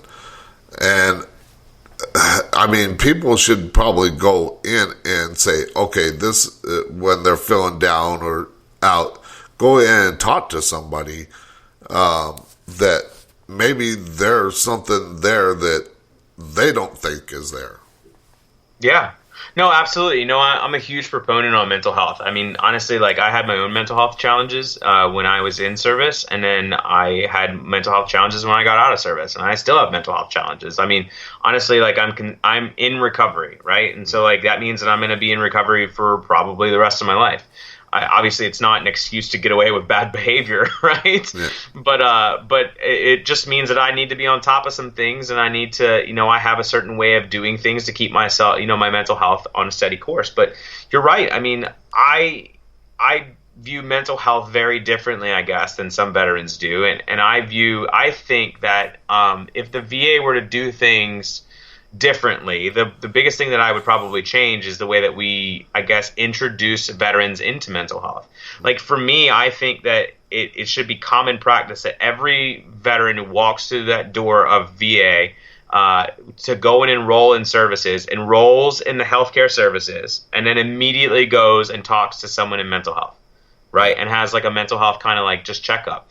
Just because you're right. I mean, like mental health it can creep up on you, right? I mean, you may not have any kind of mental health major issues right now, but it doesn't mean that you couldn't benefit from a mental wellness checkup, right? Or talking to someone every once in a while about, hey, listen, I have to be, you know, a single dad every once in a while, and it's really hard for me. Or, you know, I'm going to school, and schoolwork is just so overwhelming. Like, I don't know what to do with myself sometimes. And so, you know, I do this and I do that. But, you know, is this healthy? Is that not healthy? It's basically just someone to kind of be your friend or your guide, right? Yeah, and of course, a lot of people... I think I was listening to one of your podcasts. I forget which one it was. I think it was when you were talking to your boss. But you mentioned about mental health and going in, or maybe it was somebody else. I forget who. But anyways, going in and talking about mental health, and you're like, really, do I have to sit here and tell people my story? And... yeah, it's like a lot of people get that feeling like, do I really have to go do this and mention what I'm dealing with? Can I just go talk to somebody one-on-one? And I think both options are available. Yeah, I mean, absolutely. I mean, there's so many different available options. Every time a veteran tells me, well, you know, this, that, and the other, this is why I haven't gone to see mental health, I usually just call BS, right? Like, immediately I just say, yeah, BS. Like you're just giving me an excuse of why you haven't gone and gotten mental health help yet, right? But the biggest thing is, like, there's so many different avenues of approach now, and there's so many different organizations that are out there to get you started with mental health that there's absolutely no excuse. There's no excuse to go and get proper help or to go and just talk to someone about what you're going through. And I know that it's hard to talk about the stories or the things that you've been through, and I get that, but you know, I equate it to this, and I tell veterans this a lot, and I've said it on the podcast a lot, but I tell people all the time, mental health is like an open wound, right? If you have a gash on your arm, the first thing you're going to do is you're going to take care of the bleeding, right? So that's the first thing that anyone's ever going to do, right? You're going to take care of the bleeding, you're going to put a bandage on it, you're going to wrap it up, and you're going to try to control the bleed. Once the bleed is controlled, right, you're going to keep it wrapped up, but eventually you're going to have to air that wound out. Like, you're going to have to air it out. You need your body to go through its natural processes of scabbing, of starting to congeal, of starting to heal, right? If you don't let your body go through that natural process, what happens is that the wound underneath the bandage, if you keep it bandaged, will stay moist. It'll fester. It'll get infected, and then eventually you'll have to get an amputation. Right? And so, like, it just consistently gets worse. And mental health is no different than taking care of a wound. If you don't air out your mental health, if you don't air out your dirty laundry internally inside your head, it will fester and it'll eventually catch up to you, and it could possibly be the death of you. And we just don't want to see that happen to anybody. So yeah, I mean, we have things like the Veterans Crisis Line. We have mental health that you can go to directly at all the major clinics. Each major outpatient clinic in the VA has a mental health integration team with their primary care. And so, like, all you have to do is ask your primary care doctor, hey, I want to talk to someone for mental health. And they can usually talk to someone on the spot. And not to mention, we have other avenues of approach across the country. Like, one of the big proponents for mental health is the Stephen A. Cohen Clinic. A lot of people don't know them, but I mean, they were established by a man, Stephen A. Cohen, who was a massive, I guess he was a Wall Street investor who invested millions and millions of dollars and was a millionaire. His son went into the service, came back, mental health issues, went to the VA. VA failed him. And then he said, well, why don't I just start my own mental health clinic for veterans? And so he did. He dropped a couple million in different places in the United States and started these mental health clinics. And now they partner with, local, I guess, health organizations that are usually for the lower income. But, nonetheless, I mean, just a health organization, and they give treatment to veterans. And so what I do is when I meet a veteran, I say, like, why don't you go to the VA? Well, I hate the VA. Okay, well, why don't you go here? Right? So now I have an alternative option. There is no excuse. And that's what we try to do, is remove the excuse so that they'll go and talk to somebody and get help. Yeah, and of course, another issue that I want to get into, because there's a couple of things I want to get into before the break, is like me, I had a lot of dental issues after my military service, and I was always told, well, you have to be 100% to get any dental work done. And of course, I chipped a tooth here and there. I would let it fester and everything like that, and then I would have problems. And I got it taken care of because of the job that I had in 2018, had dental care, so I was able to get it done there. But now that I don't have that independent dental care, I look back and, like, I had another problem where I chipped another tooth, and I was like, I gotta get something done, but I can't afford regular dental. And then I talked to somebody at the VA, and they're like, well, we can't do root canals or anything like that, but we can extract it. And I was like, oh, thank God, at least I can get that done. And of course, getting older and lose teeth and everything like that, not as easy. But what with everybody getting, like, disabilities for and it goes back to the connecting to the military service while you're in, but it doesn't happen all the time, as far as it doesn't necessarily hit you when you're in the military. Sometimes it happens well after it. But why is it that, or why, I think this is probably one of the questions I've heard a lot. Why shouldn't veterans get dental care even if they don't fall under the category of being 100% disabled or having dental problems while in service? Yeah, so it's a good question. And, honestly, what it does is it comes down to the VA's mission. I guess we should have talked about that in the beginning. That's my bad. Yeah. But the VA's mission, right? So our mission statement, just like any other company, we have a mission statement. And our mission statement is to serve those who have borne the battle, widows and orphans, right? And so that's our mission statement. And so it's really all about, that's why when veterans get upset because they're like, well, I'm not service connected for this, it means I can't get help for it. It's not always, well, I'm not service connected for it, I can't get help for it. But there are certain things that are covered under that, right? Of that kind of flag of you're not service connected for it, you can't get help for it. And so because really we're taking care of those battle injuries, right? Or the things that have occurred during military service. That's our mission. That's our focus. And we have to focus on that because we have so many other veterans that need services, right? If we just allowed a free-for-all on services, it would be 1,000 times worse than what anyone thinks that the VA could possibly be, if that makes sense, right? Yeah. It'd be like having no requirements to eligibility requirements to get in to see services at the VA.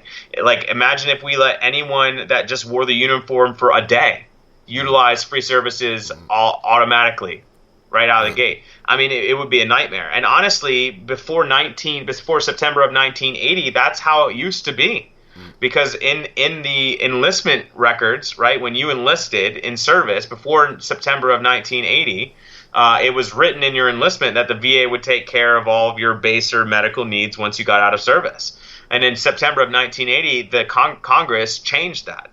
And so then they said that you needed to meet eligibility criteria to get services. So that's kind of why the VA does things when it comes to like dental services, right? But I will tell you this, right? It's just because you're not 100% doesn't mean that you can't be seen for dental stuff.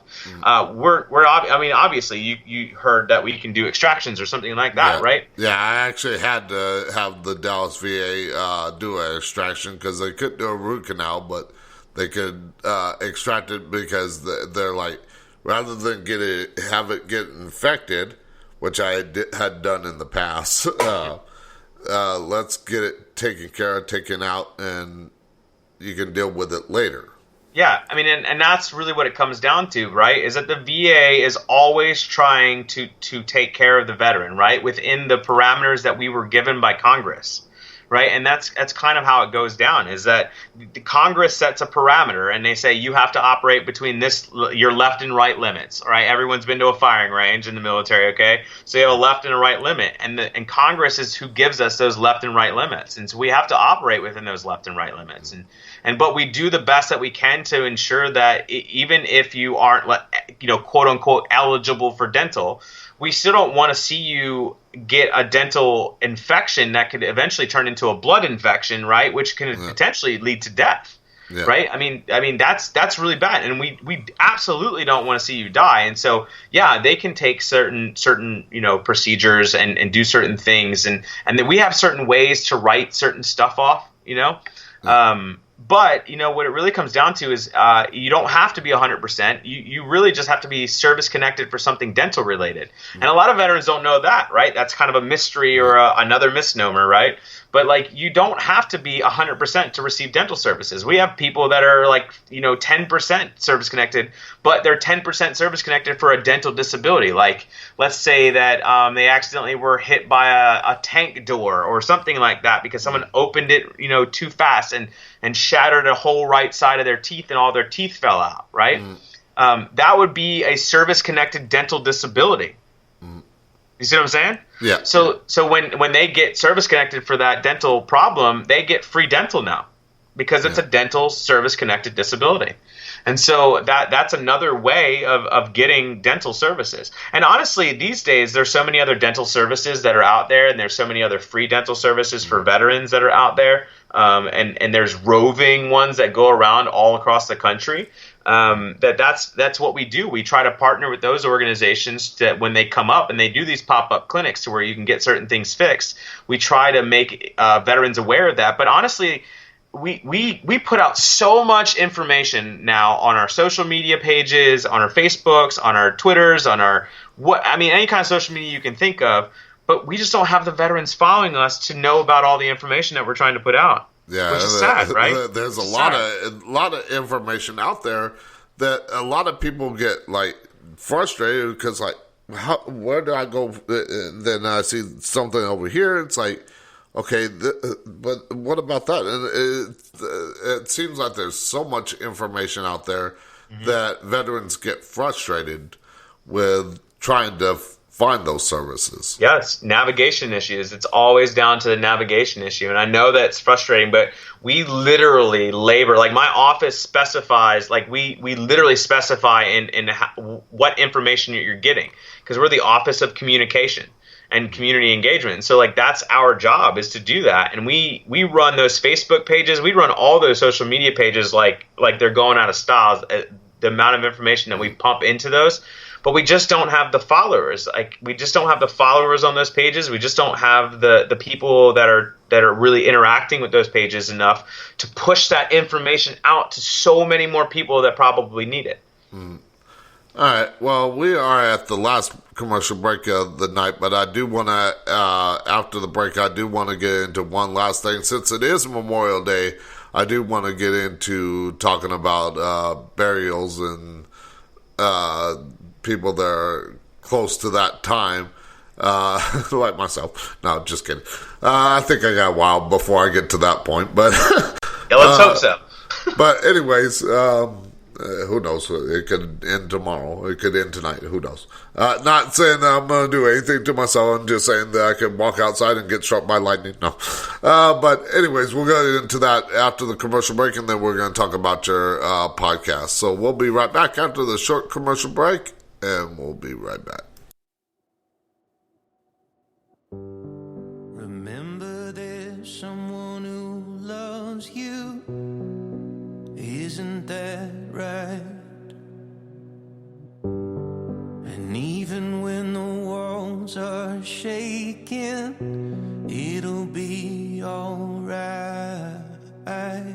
Remember that award she gave you to tell the time. It hasn't stopped ticking since you were 9.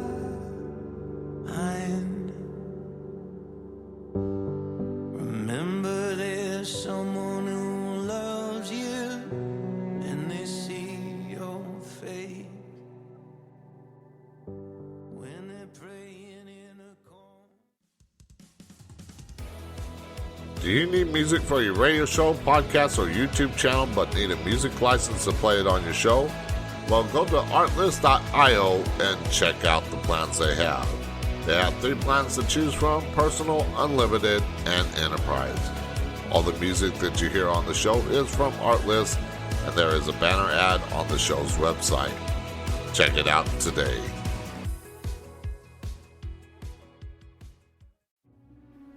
Do you love the strange, unusual, and weird unexplained mysteries? Do you like reading about the paranormal and other happenings? Well, I have the website for you, unexplainedmysteries.com.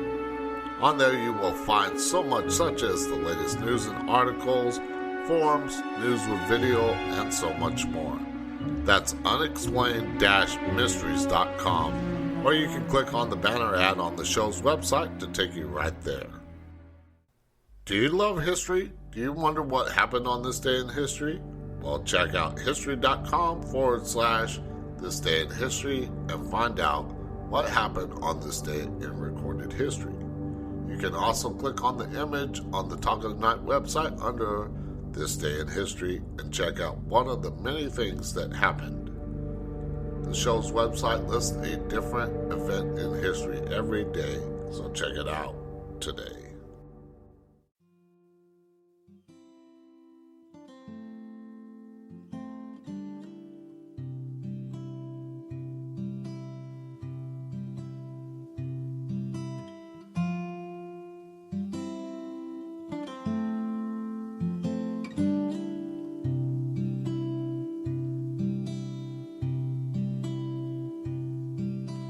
Rain is pouring down upon the memory of the storm.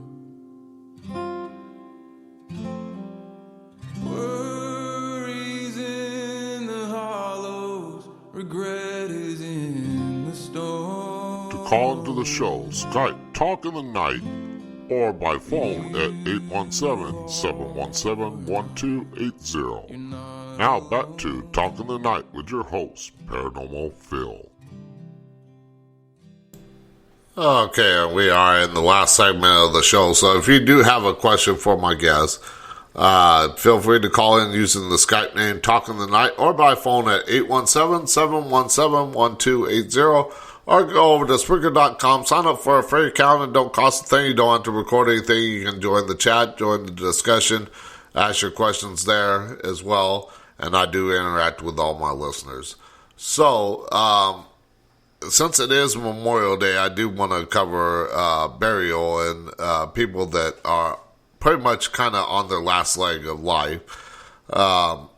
Now, a lot of people don't know about their burial benefits, that they're allowed to be buried in a national cemetery, but they pretty much know about that, but they don't know much more about that. And do you or others help people in like their last day? Maybe they're at the Dallas VA and they're on their last leg, and maybe they don't have family, maybe they have family, and help the family navigate that issue.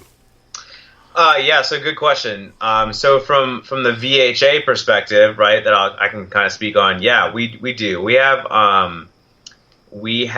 a team of people that deal with all of the, basically reaching out to family and helping them navigate through certain systems and certain hoops, right, that they have to jump through to make sure that veteran gets set up with that stuff.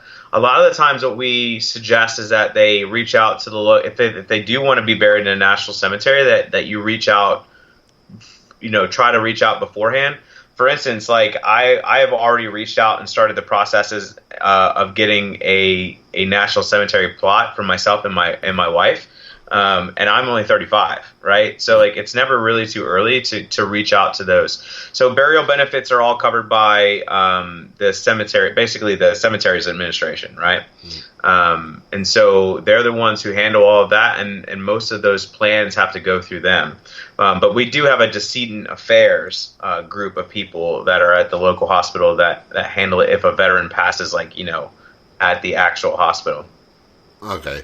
Now, like me, I've always had the thought, okay, when I pass away, I want to be buried like an old cowboy out in the middle of the desert. The rocks covering me and a little cross. Of course, nowadays you can't do that, especially on national park. Well, you probably could, but don't get caught. But anyways, yeah, I probably would.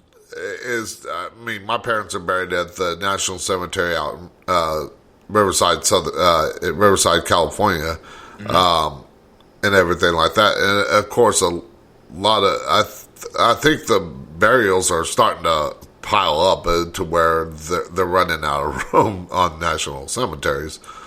But yeah, like I said, with Memorial Day, I wanted to ask the question about the burials. Now, let's get into your podcast. Tell us a little bit about the podcast. Okay, so my podcast is called Charlie Mike VA. So we got the name. It's kind of a play on words because my name is Mike, and it's also a play on words with Charlie Mike in the military. Whenever we say Charlie Mike, it just means continuing the mission.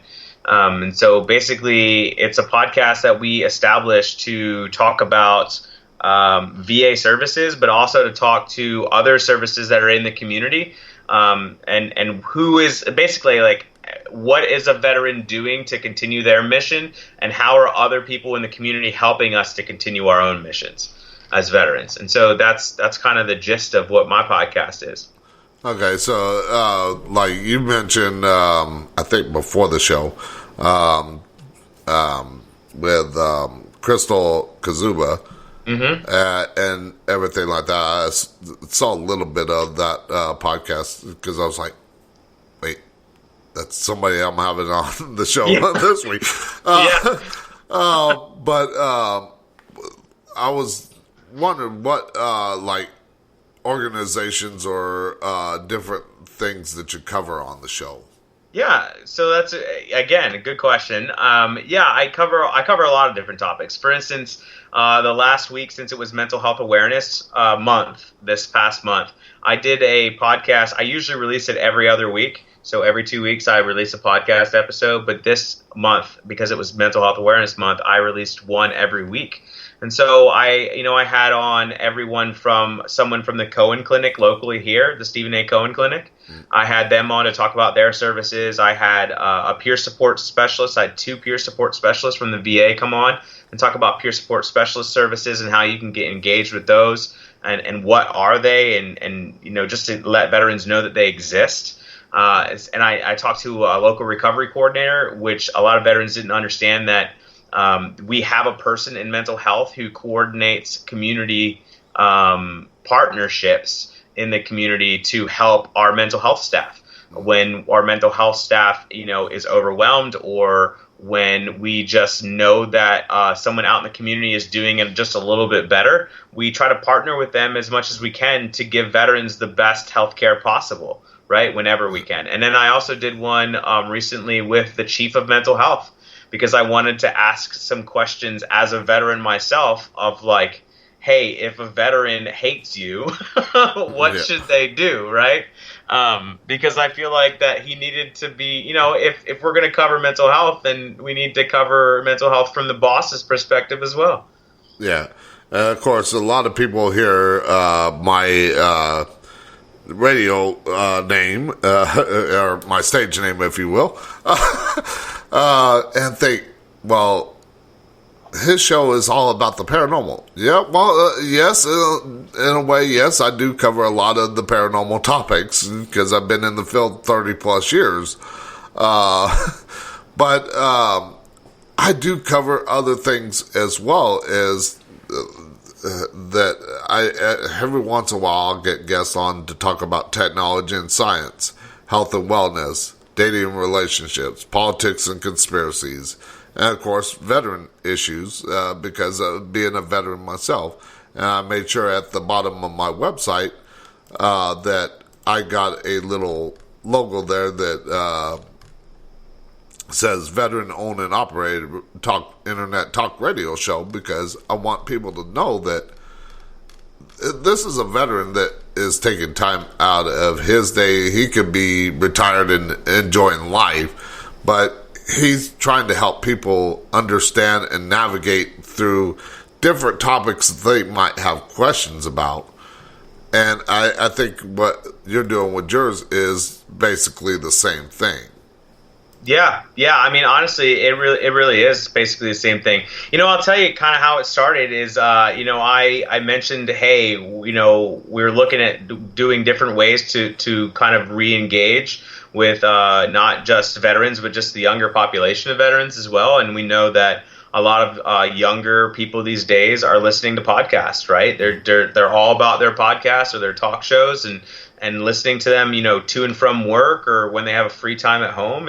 And so we were like, maybe we should do a podcast. And I said, I'll do one. I said, but I want to be in charge of what happens on the podcast. Like, I don't want, oversight, I guess. Yeah. Which kind of scared the crap out of me. It's pretty good being your own boss, pretty much. Right? Yeah. I mean, I still have oversight, obviously. I had a podcast episode with my boss actually on the podcast. Yeah. And so I do have oversight, but I still have some freedom to maneuver. And, anyone that knows me out in the community knows that I am very transparent and I'm very matter of fact. And so I don't like to beat around the bush, and I don't like to hide things from anybody, because I don't think that that's how you learn and grow.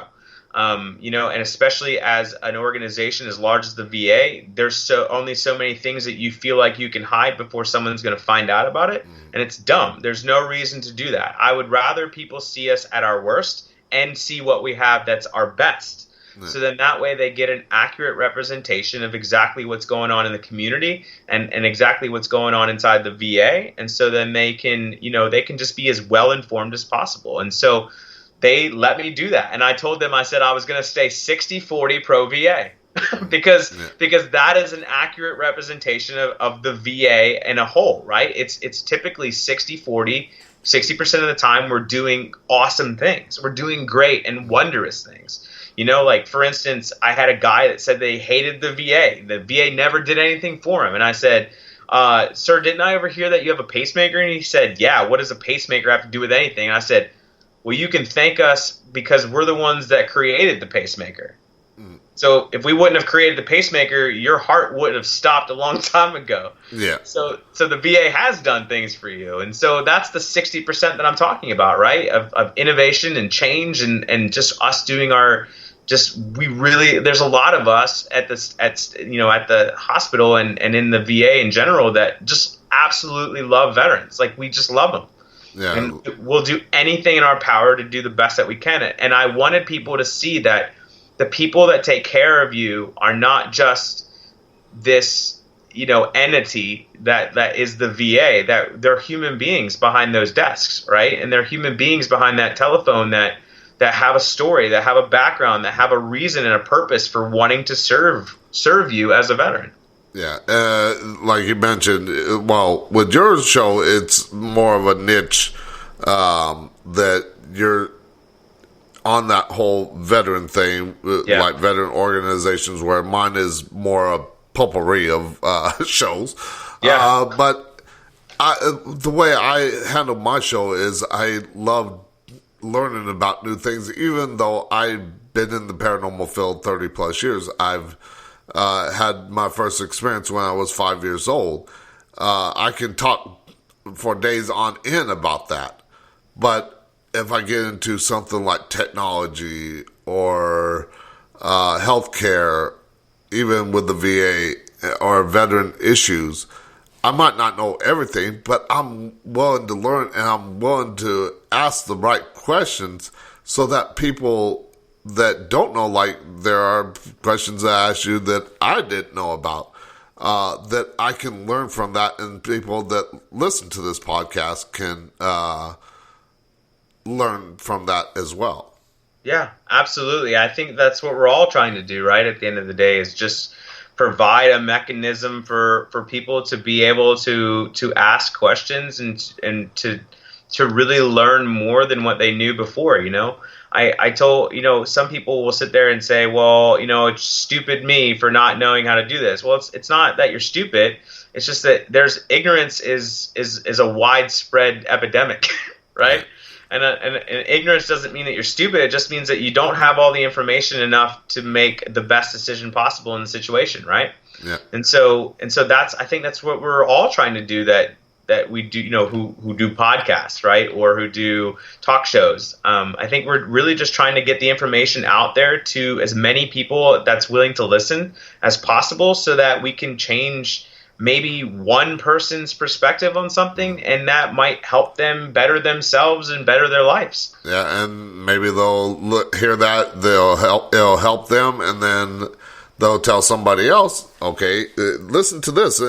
It spreads out, because there is a whole lot to learn. Like I said, I'm almost 50, and people are like, how are you staying up with technology? And like I mentioned earlier in the show, my parents raised me up to, if you want something, go out and get it, and do it. And I was never really the book learner, especially in high school. I felt ninth grade for the most part. But when it came to finals, even though without really studying, I got a B in history, even though I failed history. It's like I knew this stuff because I was not so much reading it, but absorbing it from TV shows or hearing about it or getting out there and doing something and learning about it. And I think that's how we grow, and that could help our whole mental health issue as well, too. Yeah, I mean, absolutely. And I say it every single time when I end my show. I always say, no matter how bad things seem to be, just Charlie Mike. And I really do mean it. I mean, just because you think things are bad right now, it's a temporary situation, right? Like everything that goes bad in our lives is always usually temporary. And so there's never usually something that's permanently bad that's going to just end the way that you do things. And so that's kind of the message that I always wanted to get across to veterans and to just anyone that was willing to listen is, it's okay, right? Like, it's okay. Take what you can and do the best that you can with the information that you have now, and take some of the information that I'm giving you and do the best that you can tomorrow, and then the next day, and the next day. And then hopefully, you'll get to that place and you'll get the right help and you'll get to the right person, either at the VA or somewhere else or wherever you choose to go. You'll find that right person that'll put you on that path of just greatness. Yeah, and like I said, there's like me, where I learned how to do my show and learned how to do radio is I would listen to radio shows and I'd be like, okay, so this is how they do like the commercial breaks, how long they usually do those for. This is how they broadcast. This is how they start out the show. And then I would start watching like YouTube videos, or the way I do my reading is more or less skim reading. But get the important parts and everything like that, and just get out there and try it. And if it doesn't work, well, then at least you gave it a try. Yeah. Yeah, absolutely. You know, it's funny that you say that that's how you learn, because that's exactly how I learned. You know, my boss was like, I proposed to do a podcast. I put it up to him. I gave him an entire proposal for it. He looked at it and never did anything with it. It sat on his desk for a year or so, and then eventually he was like, "We should do a podcast." And I said, "I gave you a thing a year ago." I said, "So can you look at that again?" And then he looked at it and he said, "Okay, let's do it." He's like, "I want the first episode by blah, blah, blah." And I said, I don't even know how to do this. Yeah. So, it's like, how do you interview somebody if you don't have that experience? And like I said, I would listen to radio shows and talk radio, Coast to Coast AM. I don't know if you're familiar with it, but I know a lot of my listeners probably are. But a late night talk radio show that would have guests on talking about the paranormal or other shows. My show is actually modeled after that kind of. But I would listen to them, how they asked the interview questions and how they did each segment of the show. I was like I said, when I started out, I was doing 30-minute shows once a week. And then I got to the point where I started saying, okay, let's add guests to this. Let's improve the show a little bit more. And I was like, how am I going to ask these questions when I don't know much about them? I was like, okay, how do they go about asking questions? And talking to somebody in radio that did internet radio, he kind of helped me get into it. But he said, when you ask the questions, look at their website, look at what they do, and research all on that topic for that guest, and then come up with your questions. Because I mean, shoot, I got enough questions to ask for a 5-hour show. Of course, my butt can't stand sitting for 5 hours, but not anymore, at least. But no, I mean, in my military days, people on my ship said, if I sat down too long, I fell asleep, and they said, "You got a cuff switch in your butt. Get up and go to bed." But I would learn to look at their websites, do with my skim reading and watching videos, and be like, okay, I can ask that question. And like I said, I make sure that I come up with enough questions so I can steer the conversation any way that I want to go. Yeah, absolutely. You know, I do the same thing. And then what I try to do is I try to, have a narrative, basically, that I try to accomplish. And what would I want veterans to get out of the conversation, right? Or what I want the audience to get out of the conversation. And so we really took from, I think what my boss is really, I guess his idea of what he wanted in the podcast was he got to watch me do outreach, and he got to watch me have these candid, open, transparent conversations with veterans saying, yeah, you know what, the VA really screwed up with this, but we did really awesome with this with you. And so maybe we should just give ourselves a little bit of credit and then, drive on from the good part of what we can, take from, and then let's build from there, right?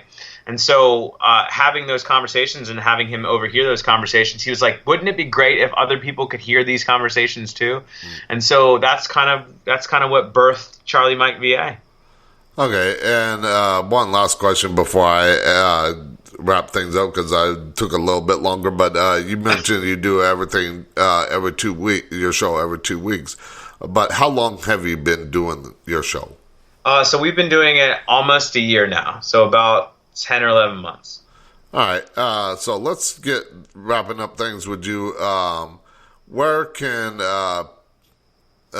some veteran, I'm sorry. I'm reading two questions at the same time. It's okay. Tell listeners where they can tune in to your show. Yeah, so thanks. Yeah, so they can tune in. The best place to catch us is on YouTube. So if you go to YouTube and you search Charlie Mike VA, it should pop right up for you. And that's the best place to catch us. And how can veterans reach you if they're in the DFW, if they got area that got questions about healthcare? The easiest way to reach me is probably either by email. So it's Michael, so it's Michael .Buchanan, it's BUCHANAN @va.gov. That's probably the easiest way to reach me is by email, or they could always go watch the podcast because I have all of those emails that they email the podcast, right? Those emails go straight to me as well. All right, and if anybody's out of the area, out of the DFW area, who can they, or should they contact if they need help? Yeah, so if you need help, immediate help, like say for mental health, we always tell you to call the crisis line. But if you do need help getting connected with the VA services, I always tell people you should look for your local veteran service office. Most states do have a local veteran service office or something equivalent to that. Or you can your other bet is just walk into the VA. I'm telling you, we employ some pretty cool people, especially at the front desks. Just walk in and start asking questions. That's what I would do. All right. Well, I want to thank you for coming on the show and sharing this stuff on Memorial Day. I had a friend like, why you got a veteran on Memorial Day? And I'm like, well, it is people that were in the military that died for Memorial Day to come thing. So why not? Yeah. Well, thank you so much for having me on. It's been an absolute blast and it's been a pleasure. And yeah, man, hey, best of luck with everything that you're doing. I think you're doing a great job, and I'm sure your listeners agree. Thank you so much. And if you want to find out any more information about Mike, you can click on the Talking the Night website, talkingthenight.com. At the top of the show's page, there's a banner ad. Let me get to it real quick here. That says Charlie Mike with Mike Buchanan. Check it out by clicking here. Click on that. It will take you right to his podcast. And, of course, you can find his email address, as he said there. Also, under guests of the show, it's under tonight's show right now. But after the show and I get to updating the website, it will be under the radio show tab under guests of the show. And you can find his a link to his podcast. You can find a link to his email and so much more. So tomorrow night, we are going to continue this whole week of veteran shows with different veteran organizations and all that good stuff for veterans by talking with Connie Rios as we talk about her organization, Empower, that helps veterans and young adults create pathways to economic prosperity by helping them launch digital careers and people from the underserved communities. And of course, you can find out about all the upcoming shows this week by going to talkingthenight.com. I want to thank everybody for tuning in. Visit Charlie Mike Podcast, and if you're listening to this, tell them that Paranormal Phil sent you. Be sure to like, subscribe, and follow on all the show's social media sites: Facebook, Twitter, Instagram, Discord, YouTube, and LinkedIn as well. LinkedIn's more of a networking thing, but if you want to connect with me, if you want to be a guest on the show, you can connect with me on any of the social media sites. I do try to respond to everybody. It's a lot of work to put on the show. But again, I want to thank Mike for coming on the show, talking about that. And then till tomorrow night when I am joined by my guest, Connie Rios, as we talk about her organization. I shall see you on the dark side. Good night from Talking the Night.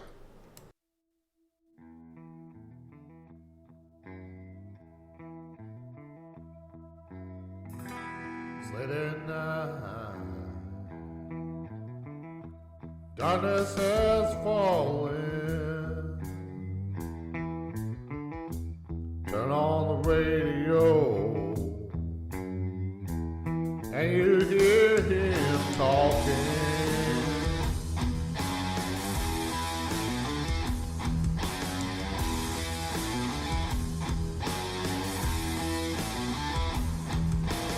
Listening to what he has to say, all about paranormal and all of the things. When he sounds off, you can hear